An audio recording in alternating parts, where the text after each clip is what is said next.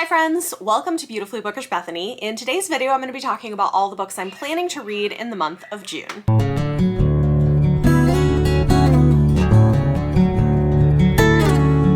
If you hear my children in the background, excuse them. They're here and they're sometimes noisy, so it is what it is. We are filming this now. So I have a lot of books that I need to read in the month of June. I don't know exactly which things I will and won't get to, aside from the things that I'm reading for book club, so we're going to talk about that. I also have, depending on how the rest of this week goes as I'm filming this, 6 or 7 books that I have to read in June for Judging the Vivians before I am finished. So that's going to take up a bulk of my reading time. And I have, yet again, some NetGalley releases that I'm going to be rolling over from my TBR this month into next month. So I'm going to show you the books that I'm reading for various book clubs. I'm going to tell you some of the NetGalley books I'm hoping to get to this month, although some of them I may not get to until the following month. And I'm going to tell you some other things that are on my radar that I would like to read this month. Will I read all of the things on this TBR? Nope, probably not. But this should give you a pretty good idea of what to expect from me in the coming month. With all of that said, let's dive right in. Starting off with my Patron book club. Every month my patrons get to vote on a book that we'll read together, and there's a different genre theme for every month. In honor of Pride Month for June, they voted on a YA LGBTQIAP+ book, and the one that got selected was Summer of Salt by Katrina Leno. This was on the poll because one of my patrons really wanted to read it, and it ended up winning. I have heard really fantastic things about this book, but I've not read it. I know that it is a more hard-hitting YA contemporary book that has a female-female relationship in it of some sort.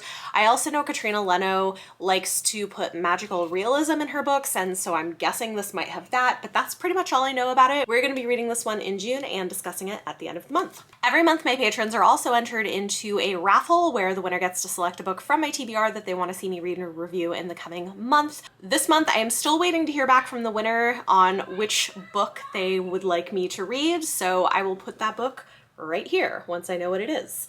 That is another book that I will be reading this month. Then for the Blades and Bodice Rippers book club that I do with my friends, Mara from Books Like Whoa, Amanda from The Naughty Librarian, and Leanna from Leanna's Library, we are going to be reading Deal with the Devil by Kit Rocha. And this was Amanda's pick, so the live show will be the last Saturday of the month over on her channel. I don't know a whole lot about this, but it's about apparently mercenary librarians. It's like a post-apocalyptic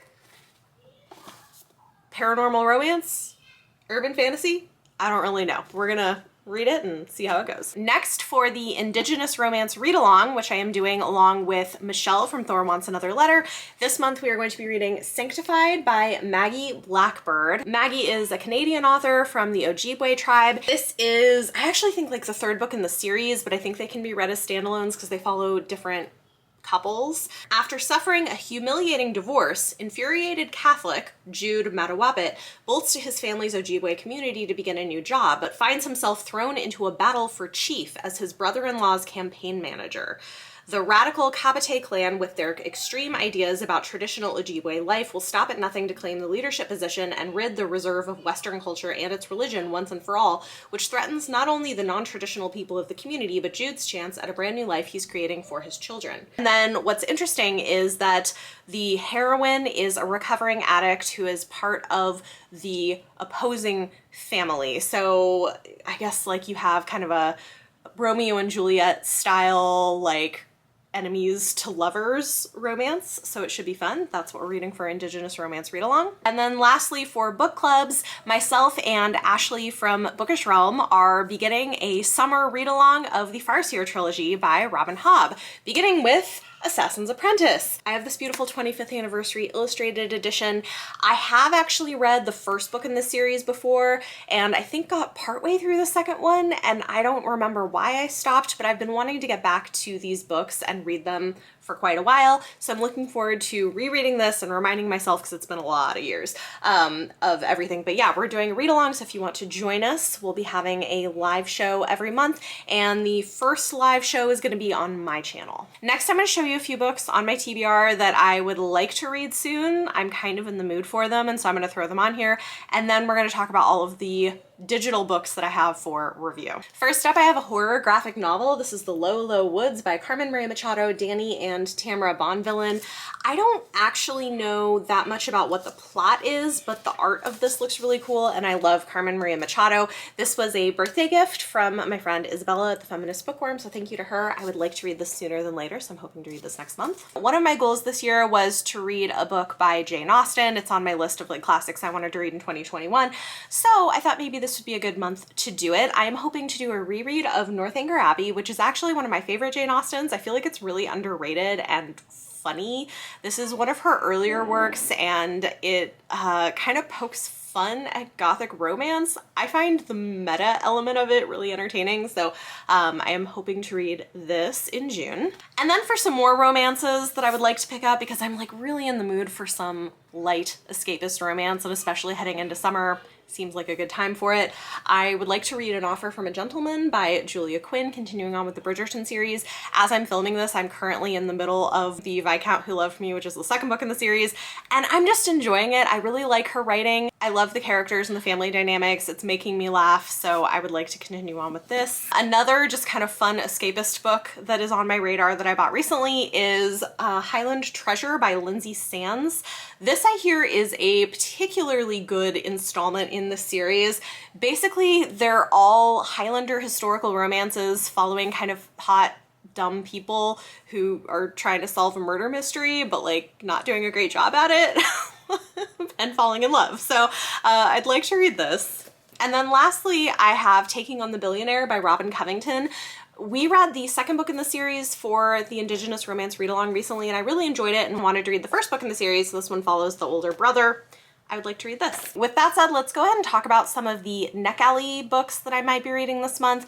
Again, I have some June releases that I had meant to read in May and will probably be reading actually in June, still hopefully before their release date, but I usually like to be a month ahead, and I've kind of fallen a little bit behind, but I'm going to tell you all of the Neck Alley July releases that I have on my TBR, and I'm hoping to get to at least some of these in the month of June. First up, we have The Taking of Jake Livingston by Ryan Douglas. This is a debut YA horror novel that's being compared to Get Out, which I really loved, so I'm curious to see how this is. Also, the author is queer and Black, so it's got that kind of representation to it, but the story looks interesting, and I love the cover, so hoping to get to this one. Next, we have Half Sick of Shadows by Laura Sebastian. She's the author of Ash Princess, and this is her adult fantasy debut. This book is a retelling of The Lady of Shalott. Again, gorgeous cover, and I've really enjoyed some of her YA books. I'm curious to see what she does with an adult book. Next, we have The Viscount Made Me Do It by Diana Quincy. This is an adult historical romance,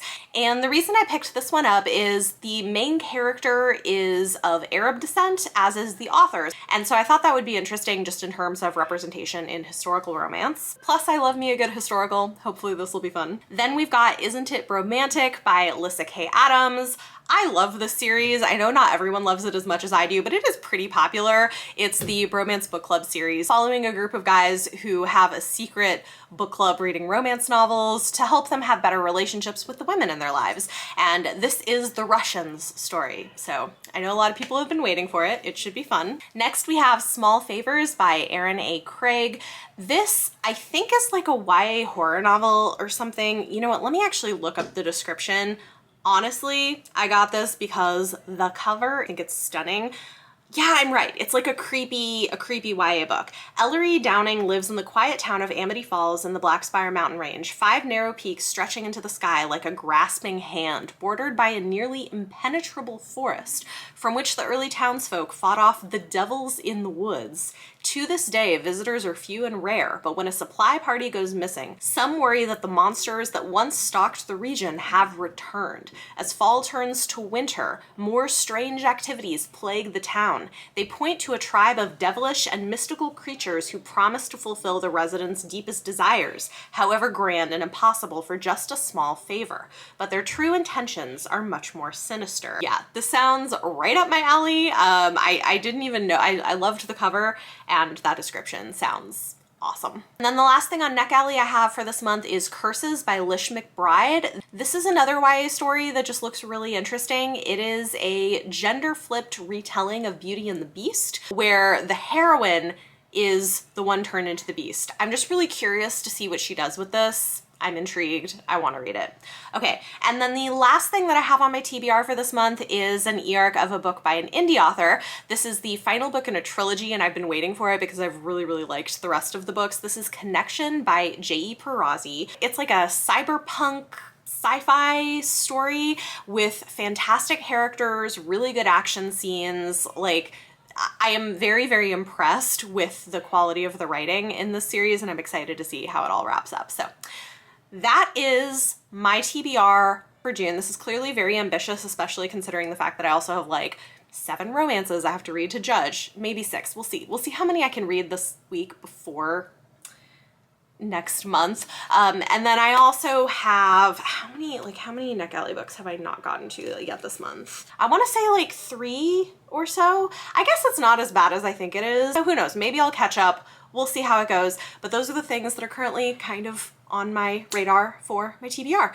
Talk to me in the comments down below. Let me know any of your thoughts or feelings on anything I talked about in this video. And for your question of the day, tell me what you've been in the mood to read. Honestly, I've really been wanting to just read like escapist fun romances. I feel like maybe because I've read a lot of kind of heavy stuff and I just want to read like light, fun romance right now. But that could change. We'll see. We'll see how it goes. Talk to me in the comments down below and let me know what you've been feeling like reading.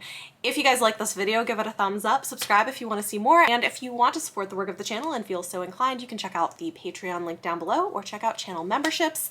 Thank you so much for watching, and I'll see you next time.